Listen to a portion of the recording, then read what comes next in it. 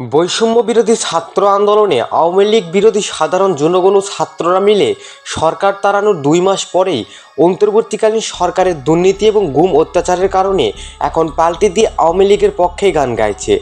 বর্তমান সময় সাধারণ মানুষ শেখ হাসিনাকে দেশ থেকে তাড়ানোর পর খুব আফসোস করছে। ব্যারিস্টার রুমিন ফারহানা বলে, আমি এখন বাংলাদেশে নিরাপদ বোধ করতেছি না। এছাড়াও রুমিন ফারহানা বলেছে যে জামাত, শিবির, বিএনপি সকলের দোয়া করা উচিত শেখ হাসিনা যেন আবার ক্ষমতায় আসে। শেখ হাসিনা ছাড়া বাংলাদেশ চলতে পারবে না, বাংলাদেশ অচল হয়ে যাবে। জাতিসংঘের একটি ভাষণে অন্তর্বর্তীকালীন সরকার ডক্টর ইউনূস বলেন, 5 আগস্টের গণ অভ্যুত্থান সাজানো ছিল, যার মাস্টারমাইন্ড ছিল সমন্বয়করা, যা নিয়ে মানুষের মনে উঠেছে আলোচনার ঝড়।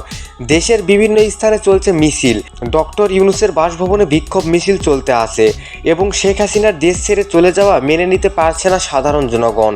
তাই শেখ হাসিনাকে দেশে ফিরিয়ে আনতে বিভিন্ন জায়গায় চলছে বিক্ষোভ মিছিল। তো ভিউয়ার, দেশের এমন পরিস্থিতিতে আপনাদের মূল্যবান কমেন্টটুকু অবশ্যই জানিয়ে দিবেন।